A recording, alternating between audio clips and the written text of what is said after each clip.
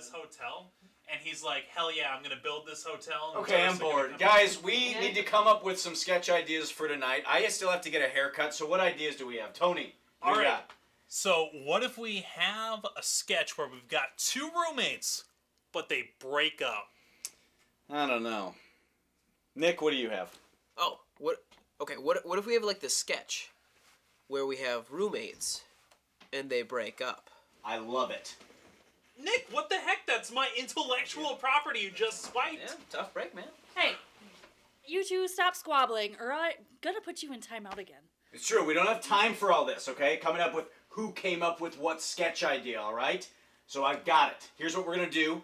It's two roommates, all right?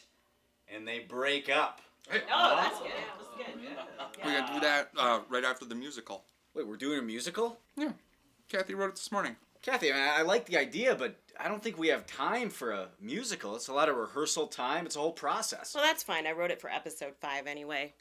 Hey, didn't producer Gordon say we needed an educational piece? Mm-hmm. Yeah, she did. You're right. But where are we going to find education in America? You know, I just spent the last 6 months setting up show gigs for science educators, so I could knock it out. Okay. Hear me out. What if like we have a sketch where it's a report on history, but we don't care about any of that? And there's birds. Well, what if we had a report on history where we just didn't care about any of that, but also we have birds? Love it.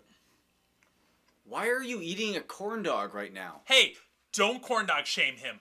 I gave them to him. It's cool. He's a growing boy, and it's like the saying goes, you can't get polio if you're as healthy as someone who eats 8 corn dogs. All right, can everybody please get back on track? We still don't know what all we're doing tonight. Here's what's happening. I hate the roommate sketch. Tony, thanks for pitching that one. You're really adding what you normally do. But I loved Nick's history one. Let's plan for it. That's the plan, crew. Bullets. All right, that's it. Everyone is in timeout until the show starts.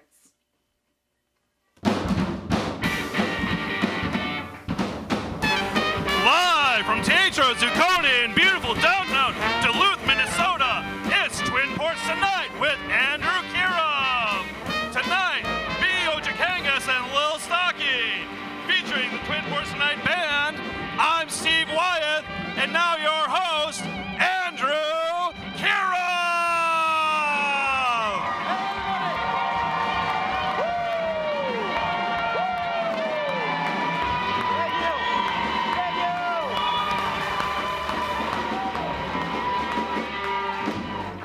Thank you so much for being here, everybody. I am your host, Andrew Kirov. Thank you for being at the show. This is Twin Ports Tonight. Thank you so much for being here on our first episode. Yeah. I'd like to thank all of you for being here tonight. I'd like to thank our live audience for being here before they turn this theater into another Quick Trip. Or a craft brewery or something like that, Steve. Yeah, we got those in Madison too. Yeah, they're everywhere, man. They're everywhere, man. But there's a lot of really cool things going on in Duluth right now. I'd, of course, like to congratulate the UMD Bulldogs for winning the Hockey National Championship this year. Huh? Absolutely. Yeah. It's a really big accomplishment. They now have 2 men's ice hockey national championships, 2 football national championships, 5 women's hockey championships. It seems like UMD is winning everything these days except for that Shannon Miller lawsuit. But I think, yeah. Solid burn, Andrew. It's true. No, it's true. But I love Duluth. I love Duluth. We have so many beards here in Duluth. It seems like every type of person has a beard in Duluth right now. All right, every kind of person. Hipsters. Yeah. Lumberjacks. They got to. Hipster lumberjacks. Yeah. Hipster lumberjack women. And apparently hipster lumberjack sidekicks now as well. Yeah. Oh, yeah. Yeah. I say that because you have a beard. Yeah, not because I'm a hipster. No. The pants are throwing me off a little bit, though. Yeah. You got a style, man. Yeah, no, you do. You got the style. I love it. And but it's great to get foam in your beard when you're drinking one of our so many local craft brews. So many of them, but that's great. I actually heard, and this is true, that Duluth is now the craft beer capital of southern St. Louis County. Absolutely. Absolutely, yeah. No, it's great. And now this is also true. Indeed.com, and this is real, just named Duluth the #1 metro with the highest adjusted salary and above average opportunities. That article did not mention Superior. Oh. But I love Superior. Superior is great. They've got great baked goods on Wednesdays. It's true, they've got that senior citizen workout center called the Mariner Mall. Those seniors, they have everything they need there. They have GNC, they have medical uniforms, they have a cowboy store. It closes really early. And Steve Wyeth plays Santa Claus around the holidays.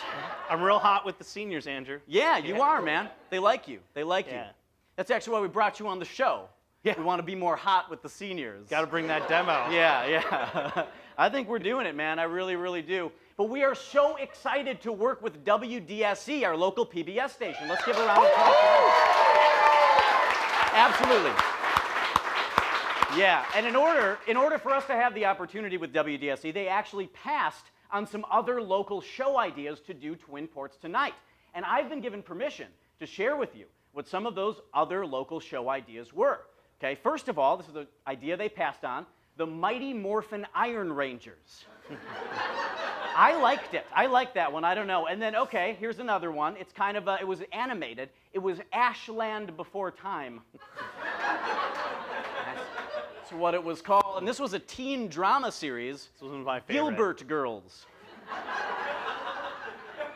And then this one's a medical college show called The Proctologist. Actually, you'd call and he'd help you with whatever issues you needed a proctologist to solve. But anyway, they didn't do any of those. They got it down to 2 finalists. It was between Twin Ports Tonight and just a 24-hour live camera feed of downtown Esco. It was just, the camera was mounted right there at the corner. But they ended up going with Twin Ports Tonight because they could do this show for less money. But we're so excited to be on PBS, home of Downton Abbey, Bob Ross, Lawrence Welk, Mr. Rogers, Denny Anderson, and now us, apparently. Yes! I don't know. Thank you so much. Thank you. And let me tell you, we have a great show for you tonight. We have B. Ojakangas and Lil Stocke on the program, ladies and gentlemen. Yes. We also have a lot of fun sketches and other segments. Twin Ports Tonight band, take it away. Talking about Space Force. Talking about Space Force. Here it comes. Space Force. Talking about Space Force. We're getting Space Force. Here it comes. Hey, welcome back, everybody. Thank you. Yeah. So this is our first ever episode of Twin Ports Tonight. I thought it'd be nice to get to know the cast a little bit around here, okay? You already kind of met Steve and I, but I'd like us to get to know our band, and we'll start with our band leader, our music director, Mr. Brian Langley over there. Brian. Yeah. And Brian, can you tell us something about yourself? Just make yourself known to the people here. Yes, I'm Brian. I teach locally in the area. Been known to get rickrolled a couple of times while teaching.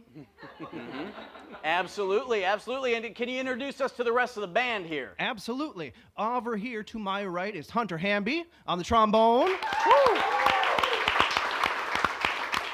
We've got the always fabulous Nick Musk on guitar. We have Ian Detterling playing bass. And we got Sten Studinsky on drums back here. Fantastic. You guys are sounding great. Thank you so much. And so anyway, I'm Andrew Kirov. I'm on local news from time to time. I used to do, as I mentioned to our live audience here, I used to do other late night shows starting in high school, so I've been doing this for almost 10 years, and I'm so excited to do the show here on WDSE. But let's get to know the man to my left here, the co-host, Mr. Steve Wyeth. Huh, Steve? Thank you. Yeah. Thank you. Steve, thank you so much for co-hosting the show. And Steve Absolutely. actually came all the way up from Madison, Wisconsin to co-host the show with us here. That's right. Yeah, I drove up this morning. Yeah, I've been living in Madison, doing improv there, part of an improv company, perform every weekend. Okay. And this last winter, I actually performed in Madison's Funniest Comic Competition. It was a stand-up comic competition. Yeah. Where I discovered I was Madison's 40th funniest comic. Yeah. So how? Okay, to me that's interesting that they ranked it that far. So I mean, how many people were in the running that you got 40? So there were like 120 people who competed in the competition, and they didn't just put out a list with like where you were in that. All the way to 240. Yeah, like oofda, that guy's rough. What happened was I did the preliminary round, and they released the 40 people who got into that, or who got through that, and my name was not on the list. But they had one guy's name printed twice, so they only had 39 comics, and then 15 minutes later, they re-released that list, and my name was on it. And it wasn't alphabetical or anything, so if 39 comics got through the first round, I didn't make it. But with 40 of them, oh yeah. Yeah, fantastic. I think I'd venture to say you might be the 40th funniest person in this room also, but Steve, Steve, I guess what was some of the stand-up you performed with that made you number 40? You got any jokes you want to tell or anything like that? Oh boy, this is gonna be on PBS, right? Yeah. Maybe. It's not there yet. Well, I can't go then into what I did to lose, because that material won't be safe. Sure. Yeah, I talked about my dating history a little bit, that kind of thing. You know, so one of the jokes that went really well was that do you know what negging is? I don't. It's like when guys are terrible and they treat women very badly, so that their self-esteem is bad, so they'll never leave them. My dating history is the opposite of negging, where I treat women really, really well until eventually they realize they could do better. And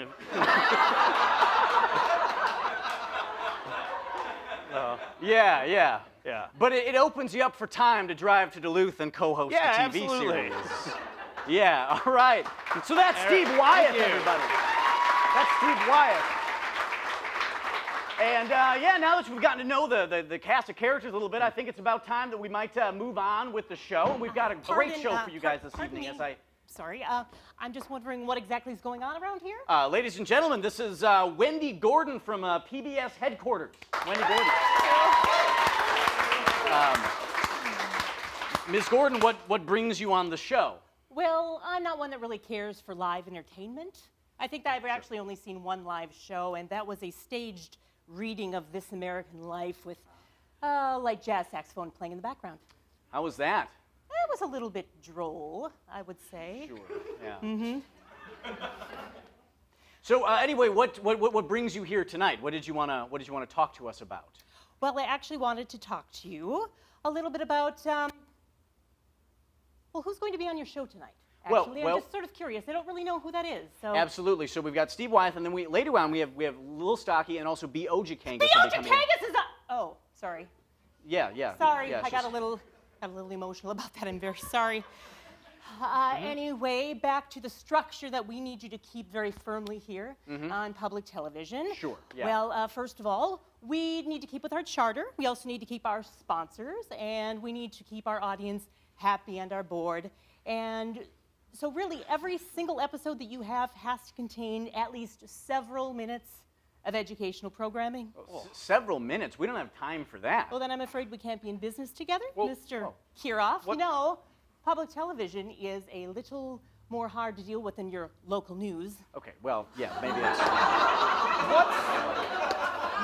What's the minimum amount of time we could get away with doing education? Yeah. Well, technically 30 seconds, but that's not 30 seconds it is!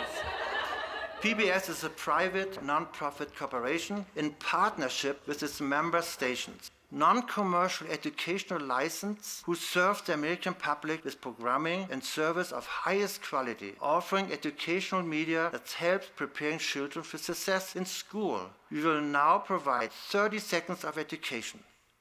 Today's topic, Cooler by the Lake. Hi everybody, I'm meteorologist William C., and I'm a real-life science person. Duluth, Minnesota sits at 47 degrees north and 92 degrees west. And NOAA, at one point, using data from 1981 to 2010, determined that Duluth is actually the 5th coldest city in the contiguous United States. I didn't say contiguous at rehearsal. Anyway, moving on. During the summertime, we can see air temperatures as high as 70, 80, or even 90 degrees. But Lake Superior... You have been provided with 30 seconds of education.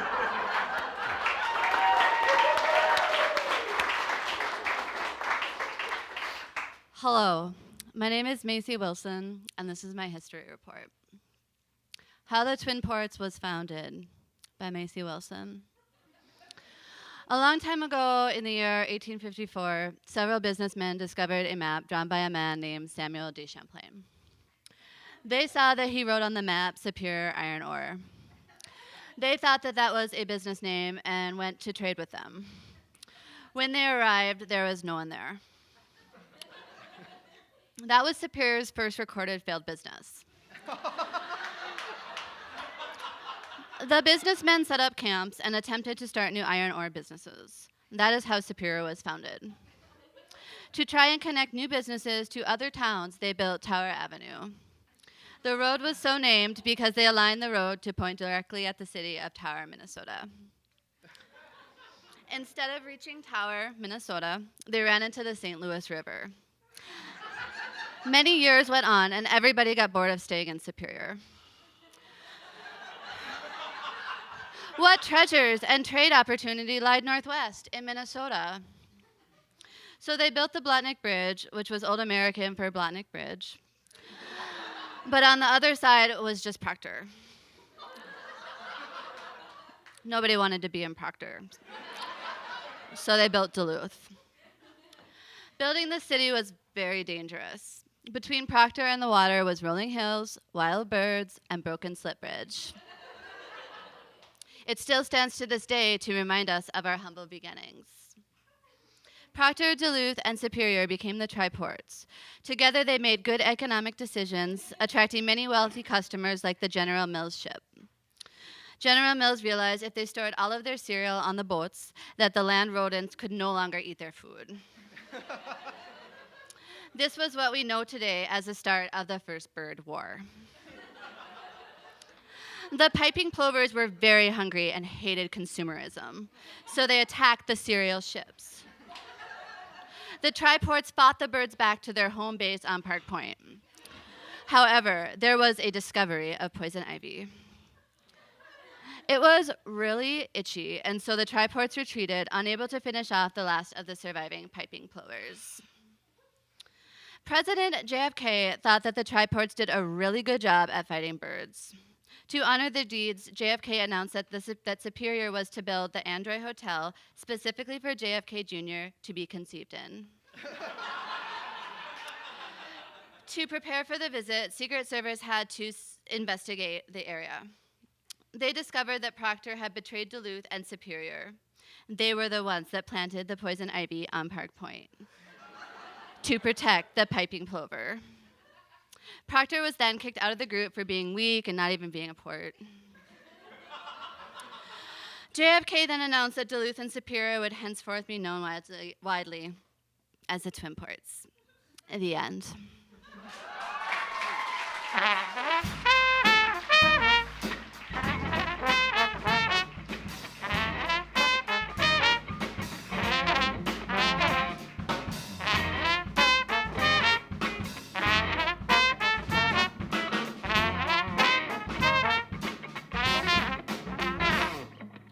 Hey, welcome back to Twin Ports Tonight, everybody. Thank you. Very little of that was actually true. I'm very excited to welcome our first guests ever on the show. They're the Luoma Sisters. Please welcome to the show, Lil Stocke and B. Ojakangas, ladies and gentlemen.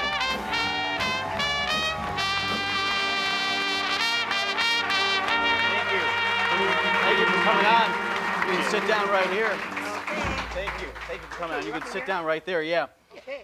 Thank you so much for coming on the program tonight. It's wonderful to have you ladies here. Well, thanks for inviting us. Absolutely. I'm sorry to bother you. Could I please get an autograph? I've had this since 1978, my favorite cookbook, Gourmet Cooking for Two. Would you please? Could you? Oh, yeah. And, Lou She gave wrote it to the you. cookbook, and now she's autographing it, I guess, for Wendy Gordon. To Wendy. Thank To you for Wendy. being my biggest fan. All right, well, we really do need to kind of move on with the interview here. Okay. Okay, there you go. Okay, well, thank you so much for being here, and B, thanks for being on the show. And now, I was told before you were coming on, you actually invented pizza rolls. Oh, and my grandkids love that story. Okay, yes. Grandma invented pizza rolls. Well, actually, Gino was planning to get rid of, chunking, and he wanted to save the technology for making egg rolls. So I said, can you come up with some new fillings for the egg rolls?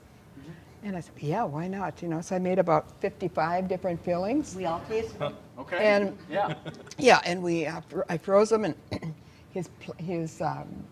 they flew me out to his place on Capitogama. And we're trying all these different kinds of pizza rolls, but all kinds of different fillings in the rolls. I had done Reuben and peanut butter and jelly, and all the different things that might be, BLTs, all those things. And then when they came up with, I was making all these little labels and stuck it all out, and the conversation around the table just stopped, and Gino goes, Gino's Pizza Rolls, that's it. Wow, okay. Yeah. So you invented pizza rolls. That's amazing. But the best part is, Yeah. I asked for 25 cents an hour more money, and they said they couldn't afford it. Wow.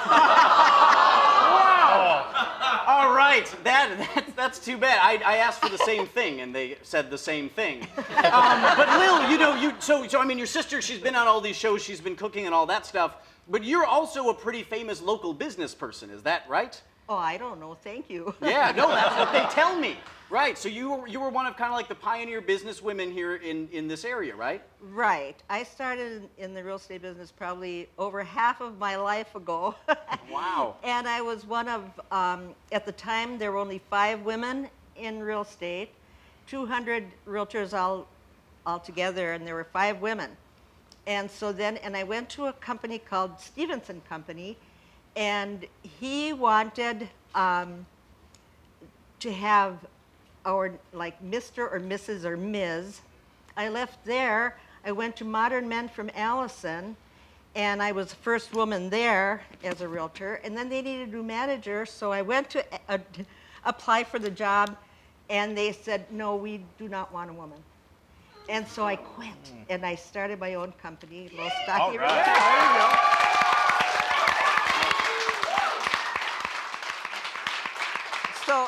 So then the story goes, I get this really angry man coming in, and my secretary, Randy, was there, and she said, well, this guy is very angry because he didn't close on his house. And he said to me, or said, I want to talk to the manager. And I said, I am the manager. Well, I want to talk to the owner of the company. I said, I am the owner of the company. He said, well, then I want to talk to your husband. And I said, I don't have a husband. Yeah. So that's it.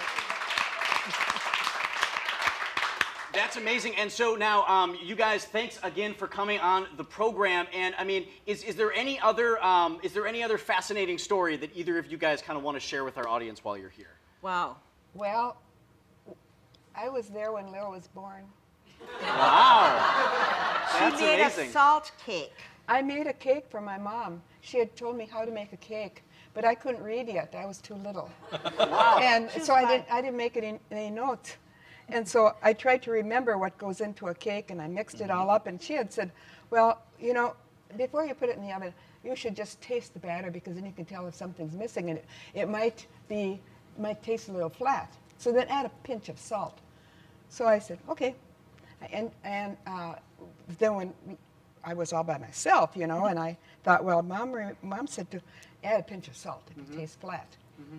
Well, I tasted my dough and it tasted flat, so I put in a pinch of salt. And then I put in another pinch of salt, and it still was flat. And I was putting in handfuls of salt, and it was still Okay, and would you say that was like the first thing you ever cooked, or one of the first things? Yeah. That's an amazing story, and I'd really, really like to thank you guys for coming on the program tonight. Thank you so much for being here. Thank you so much. Ladies and gentlemen, this has been the first ever episode of Twin Ports Tonight. I'd like to thank my live audience and everyone for being here. Thank you so much.